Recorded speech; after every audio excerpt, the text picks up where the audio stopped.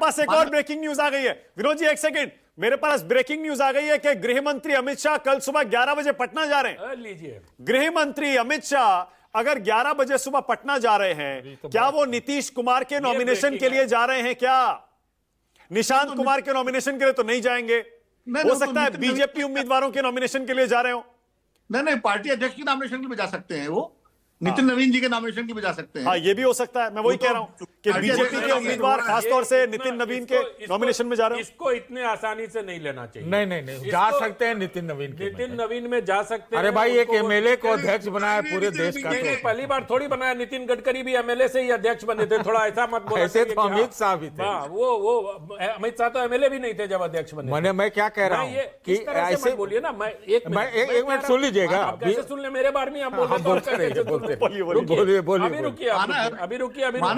बोलिए। मैं ये कह रहा हूं, इस खबर को गंभीरता से चर्चा करनी चाहिए कि माननीय गृह मंत्री कल 11 बजे जा रहे हैं और आरपी सिंह जी से इस पर हमें जानकारी लेनी चाहिए कि भारतीय जनता पार्टी इस बात को स्पष्ट करे कि गृह मंत्री कल 11 बजे पटना क्यों जा रहे हैं। बोलिए आरपी सिंह जी, बताइए।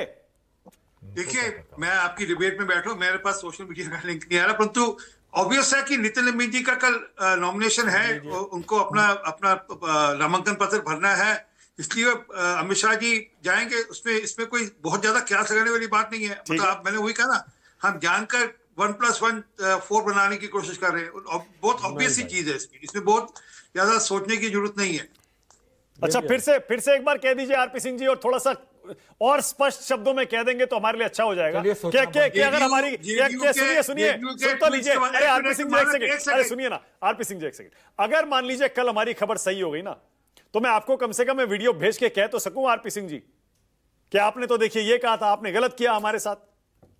चलिए, ऐसा है मानिक भाई, इस पे कोई बहस नहीं है। इस पे ये हो सकता है कि आपको एक अच्छी जगह जाकर मैं कॉफी पिला दूंगा, या मुझे आप एक अच्छी जगह जाकर कॉफी नहीं हो सकता है। नहीं आरपी सिंह जी, इतने हल्के में नहीं। हाँ, राज्य का मुख्यमंत्री बदलने का मामला है, इतने हल्के में। और हमारी एक्सक्लूसिव खबर है, सुबह से हम उसको बता रहे हैं और आप उसको डिनाई कर रहे हैं और कह रहे हैं गलत हो गया तो कॉफी पिला दूंगा। मैं रिपीट करता हूँ मानिक भाई, मैं रिपीट करता हूँ, नीतीश कुमार जी राज्य के मुख्यमंत्री हैं और राज्य के मुख्यमंत्री बने रहेंगे। ठीक है, ओके। गिरिराज बाबू कह रहे हैं कि ऐसे होली में इस तरह के जोक चलते हैं।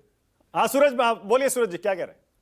हाँ नहीं, मैं अभी तुरंत आपको बता रहा था कि जो परिस्थिति, हालांकि सामाजिक सरोकार की बात थी, हर्षवर्धन जी बेकार में नाराज हो गए, ये सीधे राहुल गांधी पे पहुंच गए।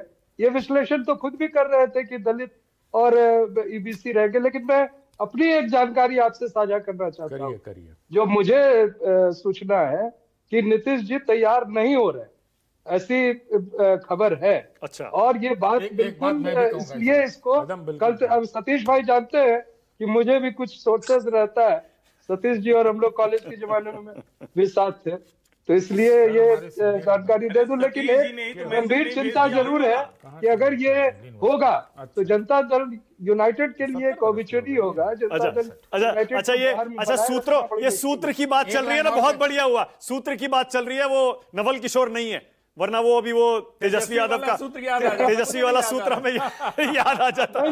ये मैं एक बात कहना चाह रहा हूँ, सूरज जी के बारे में कहना चाह रहा हूँ। इतना मंडल कमीशन ये सब बात करते रहते हैं, उनके पोते हैं, मालूम है आपको?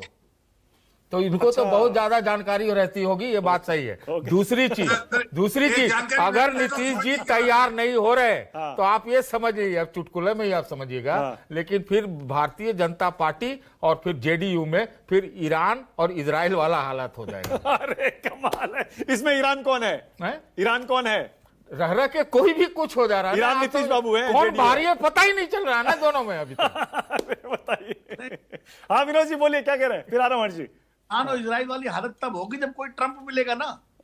है ना बैठे हुए ट्रंप तो कोई है नहीं। अरे मेरे बगल में बैठे ट्रंप। अरे मोदी जी क्या ट्रंप के कम है?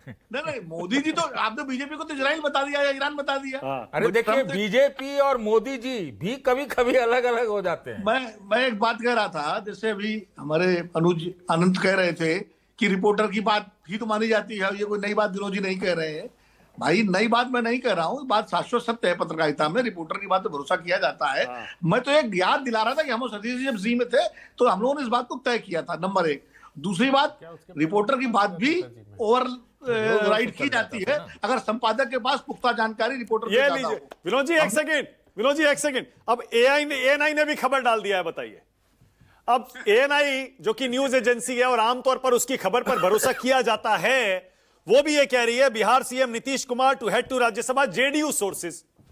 अब बताइए, ये भी सोर्सेस कहेगा। अब बताइए, अब आरपी सिंह जी आप बताइए आरपी सिंह जी। मैंने वो खबर पढ़ ली, वो जब जेडीयू के ट्विटर हैंडल पे जाते हो खबर वहां पर भी बहुत ऐसा नहीं, एक मिनट, परंतु वो सोर्सेस है ना जी। जैसे जैसे आपके ग्राउंड फील्ड के जो पत्रकार हैं उनके सोर्सेस हैं, उनके पास आके वहां के अंदर। अरे आरपी सिंह जी, अगर ये खबर गलत थी अब तक तो जेडीयू की तरफ से डिनायल आ जाना चाहिए था। भाई क्यों आपके हिसाब से डिनायल या हाँ क्यों करेंगे वो? अरे भाई क्यों नहीं करेंगे? कोर्ट लगा, आपका कोर्ट थोड़ा लगा हुआ कि भैया जवाब दो। मालिक भाई, न्यूज 24 का कोई कोर्ट थोड़ा लगा हुआ है, उनको जब लगेगा तब जवाब देंगे। और नीतीश बाबू के बारे में तो बहुत नोन है, वो कब कितना जवाब देंगे, कितना नहीं देंगे, कितना नहीं बताएंगे, सचमुच नहीं पता लग सकता। आरपी सिंह जी कमाल है, बताइए। खुद चुनाव के समय नीतीश जी की जगह बीजेपी का सीएम बनाना चाह रहे थे, फिर बना दिया।